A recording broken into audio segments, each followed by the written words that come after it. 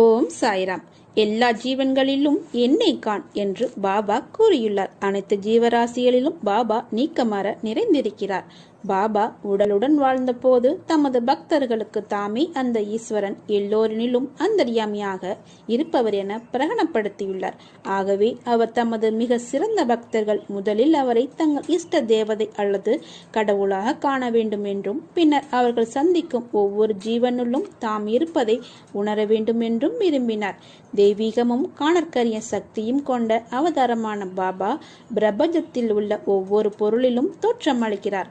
பாபாவை பற்றி முழுவதுமாக புரிந்து கொள்ள ஒருவன் ஒவ்வொரு பொருளிலும் உயிரிலும் பாபா இருப்பதை உணர வேண்டும். தாங்கள் சந்திக்கும் ஒவ்வொரு ஜீவராசியினுள்ளும் சாய்நாதர் இருப்பதை மானசீகமாக உணர்வது என்ற வழிமுறையாக கடைபிடிக்க வேண்டும் என பல பக்தர்கள் பாபாவால் போதிக்கப்பட்டனர்.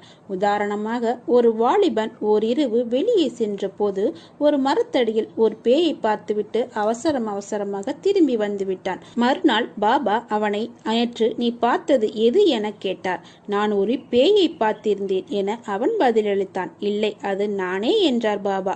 மறுபடியும் அந்த வாலிபன் அவன் பார்த்தது ஒரு பேயை தான் என கூறினான். அதற்கு பாபாவோ, நீ உன் தாயிடம் சென்று கேள் என அவனை பணிந்தார். அவன் அவனுடைய தாயிடம் சென்றான். பாபா, ஒவ்வொரு ஜந்துவினுள்ளும் கெட்ட ஆவி நல்ல ஆவி எதுவாயினாலும் சரி அவர் உள்ளார் என்றும், அதனால் அவர் எல்லாவற்றிலும் இருப்பதை நினைவில் வைத்துக் கொண்டு அவன் எதற்கும் பயப்படாமல் இருக்க வேண்டும் என்பது பாபாவின் நோக்கம் என்று கூறினார்.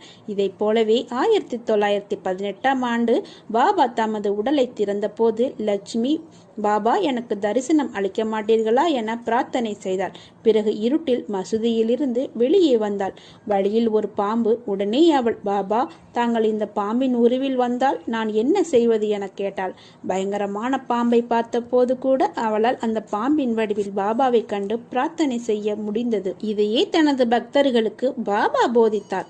மேலும் தனது பக்தர் காசிநாத்திற்கு எல்லா ஜீவன்களிலும் தாம் இருப்பதை உணர்த்திய சம்பவத்தை பார்ப்போம். ஒரு தினம் பாபாவின் பக்தரான காசிநாதர் கந்தோபா என் ஆலயத்தில் ஆகாரம் தயார் செய்து கொண்டிருந்த போது ஒரு கருப்பு நாய் அதை அவளுடன் உற்று நோக்கி கொண்டிருந்தது. தயார் செய்த ஆகாரத்தை பாபாவுக்கு சமர்ப்பித்துவிட்டு பின்னர் பிரசாதமாக எடுத்துக்கொள்ள காசிநாதர் மசூதியை நோக்கி செல்லலானார். அப்போது அந்நாய் அவருடன் சற்று தூரம் பின்தொடர்ந்து வந்து பின் மறைந்தது. பகவானுக்கு நிவேதனம் செய்யும் முன்பு ஒரு ஜீன ஜந்துவான நாய்க்கு ஆகாரம் அளிப்பது சாஸ்திர விரோதம் என்று அவர் கருதினார். பட்டப்பகல் வெயிலில் மசூதியை அடைந்த அவரை, பாபா எதற்காக இங்கு வந்த என்று கேட்டார். அதற்கு காசிநாதரோ, தங்களுக்கு நைவேத்தியம் தயார் செய்து கொண்டு வந்திருக்கிறேன் பாபா என்று கூறினார். அதற்கு பாபா, நீ ஏன் இவ்வளவு தூரம் சிரமப்பட்டு வர வேண்டும்? நான் அங்கேதானே இருந்தேன் என்று கூறினார். அதற்கு அந்த காசிநாதர், அங்கு ஒரு கருப்பு நாயை தவிர வேறொருவரையும் நான் பார்க்கவில்லையே பாபா என்று கூறினார். அந்த நாயின் வடிவத்திலே நான் வந்தேன். அந்த கருப்பு நாய் நானே. நீ அங்கு உணவு அளிக்க மறுத்தமையால் இங்கும் நான் ஏற்றுக்கொள்ளப் போவதில்லை. மனம் நொந்து திரும்பிய காசிநாதர் மறுதினம் அந்தவாறு நடக்காமல் இருக்க வேண்டும் என்பது பாபாவின் சங்கல்பம் என செய்து கொண்டார். மறுதினம் ஆகாரம் தயார் செய்த போது கொண்டிருக்கும் போதே அந்த நாய் எங்காவது தென்படுகிறதா என்று பார்த்தாள். ஆனால் காணவில்லை. ஆனால் நோய்வாய்ப்பட்டு மிளித்த சூத்திரன் ஒருவன் அங்கே சுவற்றில் சாய்ந்து கொண்டு அவர் ஆகாரம் தயார் செய்வதை உற்று நோக்கி கொண்டிருந்தான். வைதிக பிராமணனான அவர் தாம் சமைக்கும் ஆகாரத்தை சூத்திரன் ஒருவன் பார்ப்பதால் திருஷ்டி தோஷம் வந்துவிடும் என கருதி அவனை அங்கிருந்து விரட்டவே அவன் போய்விட்டான். ஆகாரத்தை எடுத்துக்கொண்டு பாபாவின் முன் சென்றார் காசிநாதர். ஆனால் அங்கு பாபா மிகுந்த கோபத்துடன் இருந்தார். நேற்றும் எனக்கு நீ உணவளிக்கவில்லை, இன்றும் நீ என்னை விரட்டிவிட்டாய். அதற்கு காசிநாதரோ, பாபா என்னை மன்னித்து விடுங்கள். அந்த நோய்வாய்ப்பட்ட சூத்திரன் நீங்கள் தானா? என்னால் அடையாளம் காண முடியவில்லை பாபா என்று கூறினார். ஆம், எல்லாவற்றிலும் அவற்றை கடந்தும் வியாபித்தும் நானே நிற்கிறேன் என்பதை நீ ஒரு நாளும் மறக்கூடாது. இங்கு நீங்கள் பார்க்கும் 3 முழு சரீரம்தான் சாயி என்று நினைத்து விடாதீர்கள். எனது உண்மையான பக்தன் எல்லா இடங்களிலும் எனது இருப்பை உணர்வான். எல்லா உயிர்களிலும் என்னை காண்பான். என் வார்த்தைகள் மீது நம்பிக்கை வை.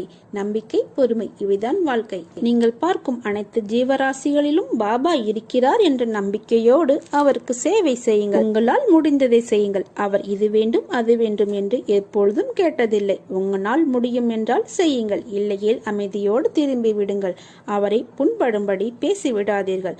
நல்லதோ கெட்டதோ பாபா பார்த்துக் கொள்வார் என்ற நம்பிக்கையோடு அவரிடம் சரணடையுங்கள். எனது அருளால் உனக்கு நல்ல வழியை காண்பித்து உன் கரம் பிடித்து நானே வழி நடத்துவேன். இனி உன் வாழ்வு நல்ல நலத்துடனும் வளத்துடனும் மிக சிறப்பான எதிர்காலத்துடன் இருக்கும். அதற்கு நானே பொறுப்பு. உன் அம்மாவாக அரவணைத்து அப்பாவாக நல்லது கெட்டதை அறிவுறுத்தி உன்னை என் கண்ணுக்குள்ளும் மனதிலும் வைத்து பாதுகாப்பேன். உங்கள் காரியங்களுக்கு காரணமாய் இருப்பவன் நானே. உங்கள் கோரிக்கைகளை நிறைவேற செய்யவே இரவும் பகலும் நான் உழைக்கின்றேன். இது தெரிந்து கொண்டு பாரத்தை என்மேல் சுமத்துபவரின் காரியங்கள் விரைவாகவே நிறைவேற்றப்படுகின்றன. நீ இழந்து போனதையும் தொலைத்து விட்டதையும் நான் அறிந்திருக்கிறேன். என் கண்கள் காணாமல் எதுவும் நடக்க முடியுமா உனக்கு? இருந்தும் நான் மௌனமாக இருப்பதற்கு காரணம் அவை உனக்கு நன்மை விளைவிக்கும். பிற்காலத்தில் பெரும் பலனோடும் வட்டியோடும் ஆசீர்வாதத்தோடும் மீண்டும் உன்னிடமே வந்து சேரும் என்பதை தீர்க்கமாக நீங்கள் நம்ப வேண்டும். சில விஷயங்களை அப்படியே விட்டு விடுவதுதான் உனக்கு நல்லது. ஏனெனில் உன்னை சுற்றியுள்ள சிலர் பிரச்சனை குறித்து அறிந்தும் அறியாதவர்கள் போல உன்னிடம் நடிக்கிறார்கள். ஆனால் நீயோ அதை புரிந்து கொள்ளாமல் பிரச்சனைக்கான தீர்வை தேடி அலைந்து திரிந்து கொண்டிருக்கிறாய். நான் ஏற்கனவே உன்னிடம் சொல்லிவிட்டேன், இதுதான் உன் வாழ்க்கை என்று. நீ அதை மறுத்துவிட்டு எனக்கு இதுதான் வேண்டும் என்கிறாய். நான் என்ன செய்வது? உன்னிடம் மெதுவாகத்தான் சொல்கிறேன், ஆனால் நீ கேட்க மாட்டேங்கிறாய். தற்போது இருக்கும் சூழ்நிலை உனக்கு எதிராக இருந்தாலும் அதை உனக்கு சாதகமாக நான் மாற்றுவேன். அதனால் சற்று பொறுமையாக இரு. அனைத்தும் நல்லதாகவே நடக்கும். எல்லா நாட்களும் ஒரே மாதிரி இருப்பதில்லை. கவலையை விடுங்கள். தினமும் சாய் நாமம் சொல்லுங்கள். நிகழ்ந்ததை மறுக்க முடியாது, நிகழ்வதை தடுக்க முடியாது, நிகழப்போவதை நிறுத்த முடியாது. ஆனால் அனைத்தையும் உன்னால் கடந்து போக முடியும். உன்னுடன் இருப்பது உன் சாய் தேவா. உம்மை காக்க வந்த கடவுளும் நம் கஷ்டங்களை தீர்க்க வந்தவரும் நம் சாய்பாபா என்ற நம்பிக்கையோடு நாம் வாழ வேண்டும். உன் மனநிலை இன்று தெளிவான நீரை போல மேகத்தைப் போல இருந்தது. உன் மனதில் உள்ள எண்ணங்கள் இன்று பிரதிபலித்த விஷயங்களை நான் உணர்கிறேன். உன் மனதில் உள்ள வழிகளை மறந்து ஒரு யதார்த்தத்தை புரிந்து கொண்டாய். நான் என்ன செய்கின்றேன் என்று தெரியவில்லை, ஆனால் எனக்கான ஒரு பாதையில் என் சாயப்பா நடக்க வைக்கிறார் என்பதை நீ புரிந்து கொண்டாய்.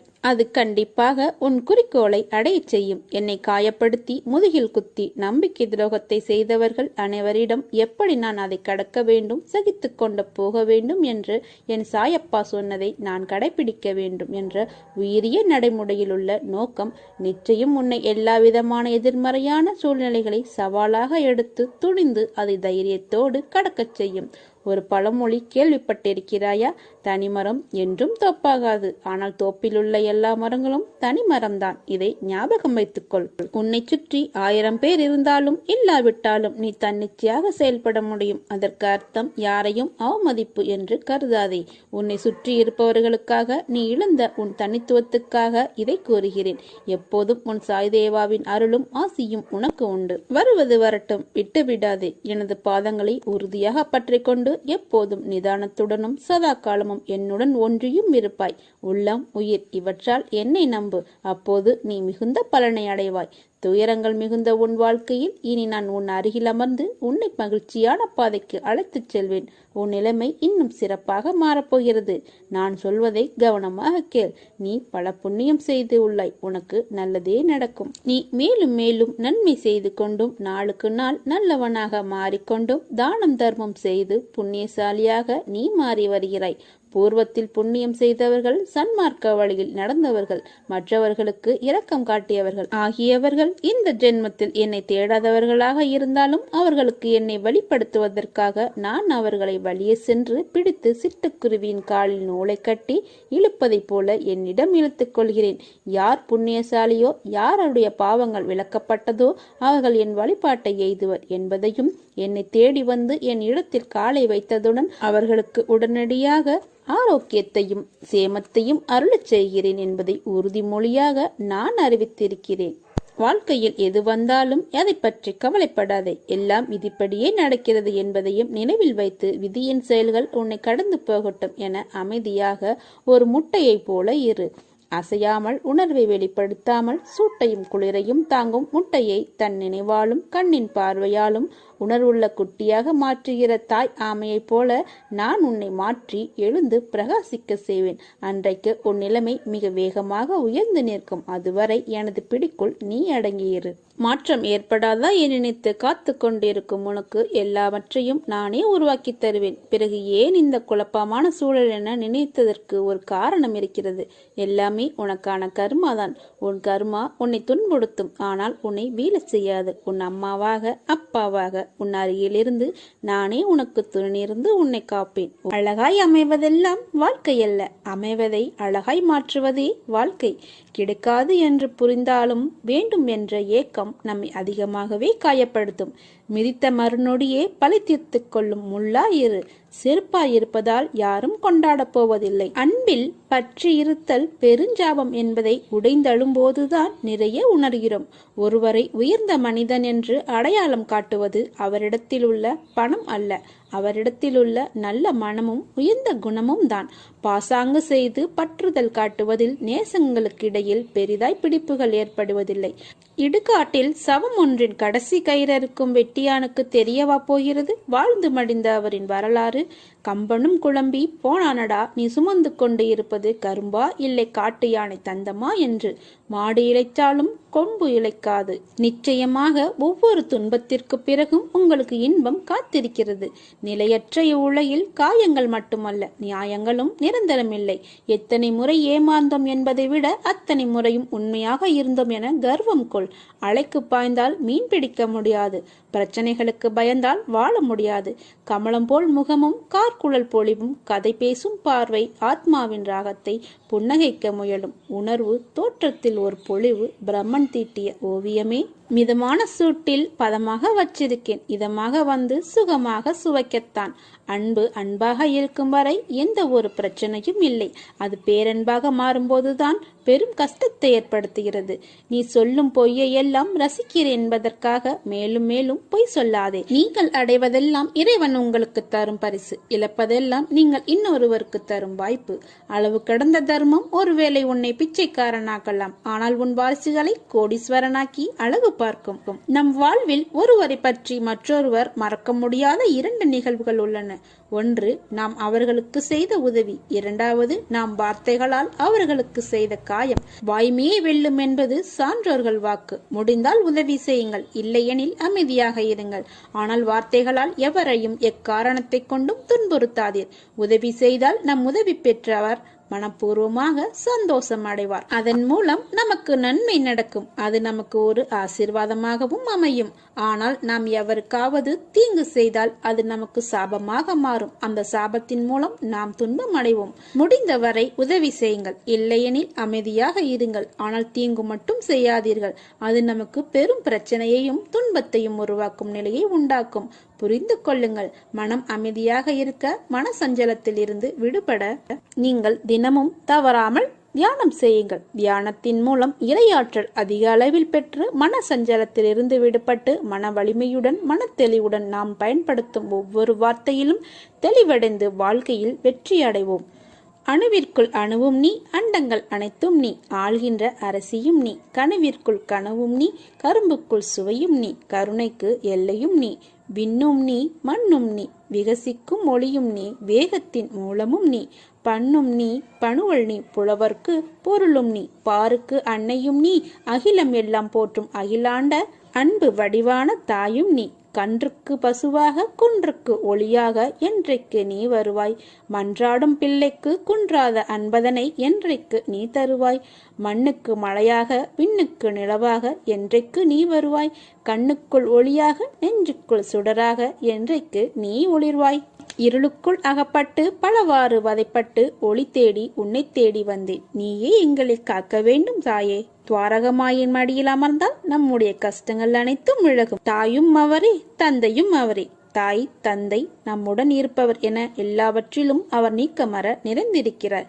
நம்பிக்கையோடும் பொறுமையோடும் இருங்கள், நல்லதே நடக்கும். அவர் கேட்பதெல்லாம் நம்பிக்கை, பொறுமை என்ற 2 பைசாக்களை மட்டும் அவருக்காக எடுத்து வையுங்கள். நீ இன்னும் உன் இழப்பை நினைத்தே வருந்து கொண்டிருக்கிறாயே. உன் இழப்பு என்பது மிக பெரியதுதான். ஆனால் அதற்காக அதையே நினைத்து கொண்டிருந்தால் எல்லாம் சரியாகி விடுமா? உன்னிடமிருந்து போன எந்த பொருளுக்காகவும் வருந்தாதே. என்றோ ஒரு நாள் அது உன்னை விட்டு போகத்தான் போகிறது, அல்லது நீ அதை விட்டு போகத்தான் வேண்டும். எதுவும் நிரந்தரமல்ல. ராஜாக்கள் கூலிகளாக ஆவதும் கூலிகள் ராஜாக்களாக ஆவதும் உலக இயல்பு. எது உன்னிடம் இருந்து பறிக்கப்பட்டதோ அதை போன்று 1000 மடங்கு உனக்கு கிடைக்கும். அது கிடைக்க நீ தைரியத்தோடு இருக்க வேண்டும். எல்லோருக்கும் எல்லாமும் வரத்தான் போகிறது என்பதை உணர்ந்து கொண்டால் இது போன்ற இன்பத் துன்பங்களில் நீ சிக்கிக் கொள்ளவும் மாட்டாய். மாறாக எல்லாவற்றையும் நடுநிலையோடு நின்று கவனித்து வருவாய். எல்லாம் புரிகிறது. ஆனால் இன்னமும் எனக்கு கஷ்டம் தொடர்கிறதே, நான் என்ன செய்வது என்று கேள்வி உன் மனதில் எழுகிறது. குழந்தையே, ஒருவேளை நீ தொடர்ந்து துன்பத்தையே அனுபவிக்க நேர்ந்தாலும் இதுவும் இந்த சாயின் அனுகிரகம் என்று நினைத்துக்கொள். இந்த துன்பம் உனது கடந்த கால தவறுக்கு நீ கொடுத்துள்ள விலை என்பதை உணர்ந்து கொள். எப்போதும் சாய் பாபாவாகிய என் அப்பா என்னுடன் கூடவே இருக்கிறார் என்று நம்பிக்கை கொள். ஒருவர் மருத்துவமனையில் படுத்திருக்கும் போது கூடவே அவரை கவனித்துக் கொள்ள ஒருவர் இருப்பார் அல்லவா? அப்படித்தான் குழந்தையே, நீ இந்த கஷ்டத்தில் இருக்கும்போது நான் உன் கூடவே இருக்கிறேன். தைரியமாக இரு. உன்னை எப்போதும் ஒரு பொழுதும் கைவிடவே மாட்டேன். என் வார்த்தைகள் மீது நம்பிக்கை வைத்து செயல்படு. சில சமயம் உன் கண்களில் இருந்து வழியும் நீர் எதற்கு என காரணங்களும் அர்த்தங்களும் உனக்கே தெரிவதில்லை. மனதில் ஒரு சுமை, வலி, நீ செய்த எதிர்மறை தெரிந்தும் தெரியாமலும் அவை உன் மனதை ஒவ்வொரு நிமிடமும் சுடுகின்றது. அதை தாங்க முடியாமல் உன் மனம் தவிக்கின்றது. உன் தவறுகளுக்கு மன்னிப்பும் அதை உணர்ந்து நீ மாற வேண்டும் என்று எண்ணும் உன்னிடத்தில் தன்னம்பிக்கையை இருந்தாலும் சில நேரம் புயலாய், மழையாய், இடியாய் சில நிகழ்வுகள் உன் கண் முன் வருவதும் போவதும் உன் ரணத்திற்கு மேல் ரணங்களை உணர வைக்கிறது. நிம்மதி என்ற சொல்லை கூட மறந்து போகும் நிலை. முதலில் உன் கடந்த காலத்தை தீயில் போட்டு எரித்துவிடு. எதிர்காலத்தை காற்று போகும் வழியில் ஒப்படைத்துவிட்டு உன் நிழலுக்காக நிகழ்கால தருணங்களை கவனித்து செயல்படு. எல்லாம் நன்மைக்கே, என் சாயப்பா செய்வார் என்ற உனக்கு உன் உடம்பையும் உன் உள்ளத்தையும் ரணப்படுத்தும் விஷயங்களை விரட்டி அடித்து அழிப்பேன். இது என்னுடைய சத்திய வாக்கு. என் வார்த்தையை உயிர் மூச்சாய் எடுத்து அதை கடைப்பிடித்து நடக்கும் உனக்கு எல்லாம் நல்லதே நடக்கும். என் பரிபூர்ண அருளும் ஆசீர்வாதம் என்றும் உனக்கு உண்டு. உனக்காக ஒரு இடத்தை ஆயத்தம் பண்ண போகிறேன். பிறகு அவ்விடத்திற்கு உன்னை அழைத்துச் செல்வேன். உனது வாழ்க்கைக்கு நானே பாதுகாப்பு. ஒரு நல்ல வாழ்க்கையை உனக்கு அளிப்பேன். வருத்தப்படாமல் பொறுமையாக இரு. நல்ல எண்ணங்கள் மற்றும் செயல்களில் உங்களை ஈடுபடுத்திக் கொள்ளுங்கள். உன் கடமைகளை செய். இதயமும் உயிரும் என்னிடம் சரணடையுங்கள். பல பேர் அவரவர் பிரச்சனைகளுக்கு விடிவு தேடி ஒரு நிரந்தர தீர்வு தேடி என்னை காண்பதற்கு காத்திருக்கும் நேரத்தில் நான் உனக்கு அனுமதி அளித்தேன். ஏன் தெரியுமா? பல மைல்களுக்கு அப்பால் இருந்து உன்னை அழைத்து வந்திருக்கிறேன். நீ பல துன்பங்களை தாங்கிக் கொண்டு உற்றார் உணர்வுகள் பேசுவதை செவி கொடுத்து கேட்டு அதை கொஞ்சம் கூட பொருட்படுத்தாமல் அவர்களுக்காக உன் சுபாவத்தை மாற்றிக்கொண்டு ஏளனம் செய்தவர்கள் பல பேர் இருந்தும் தன்னம்பிக்கையோடு ஒவ்வொரு பாதையாக அவசரப்படாமல் பொறுமையோடு இல்லாமலும் விரக்தி இல்லாமலும் தான் என்ற அகந்தை இல்லாமல் கடந்து வந்தாய். இதற்காகவே உன்னை நான் தேர்ந்தெடுத்தேன். உன்னுள் இருக்கும் நல்ல ஆத்மார்த்தமான செயல்களுக்காக உனக்கு நான் அனுமதி அளித்தேன். என் அனுமதியின்றி எவரும் என்னிடத்தில் சுவாசிக்க கூட முடியாது. ஆதலால் உனக்காக நான் எனது துவாரகா வாயிற்படியில் காத்து கொண்டிருக்கிறேன்.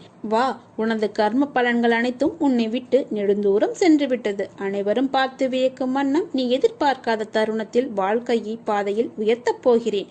கலங்காதே அப்பா, நான் கூடவே இருக்கிறேன். கவலைப்படாமல் இரு. இழந்ததையெல்லாம் மீண்டும் பெறப்போகிறாய். தைரியமாக இரு. நான் உனது நிழலாக கூடவே இருப்பேன். நீ எதிர்பார்த்த சந்தோஷமான நிகழ்ச்சி உன் வீட்டில் நடக்கப் போகிறது. நீ எதிர்பார்த்தது எதுவும் நடக்கவில்லை என கவலைப்படுகிறாய். எந்த நேரத்தில் நடக்க வேண்டுமோ கண்டிப்பாக நடக்கும். பொறுமையாய் இரு மகளே. உன் முயற்சிக்கான பலன் நிச்சயம் கிடைக்கும். உன் சாயப்பா உன் கூடவே இருக்கிறேன். உன்னுடனே உன் மனதில் இருக்கிறேன். நீ வாய் திறந்து கேட்காத கோரிக்கைகளையும் உன் மனம் அறிந்து செய்து தருவேன். நடக்கவே நடக்காது என நீ நினைக்கும் விஷயத்தை நான் முடித்து தருவேன். நம்பிக்கையுடன் என் நாமத்தை மட்டும் ஜெயித்துக் கொண்டே இருங்கள். சாயப்பா என்று ஒரு முறை அழைத்தால் நான் ஓடோடி வருவேன். எங்கு இருந்தாலும் உன்னை காப்பேன். நம்பிக்கையோடும் பொறுமையோடும் என்னை சரணடையுங்கள். நான் பார்த்து கொள்கிறேன். சாயப்பா இருக்க எனக்கென்ன கவலை என்று விட்டுவிடுங்கள். மற்றவற்றை சாய் பார்த்து கொள்வார். நம்பிக்கை, பொறுமை, இதுதான் உன் வாழ்க்கை. ஓம் சாய்ராம், ஜெய் சாய்ராம். அனைத்தும் நல்லதே நடக்கும். ஓம் சாய்ராம்.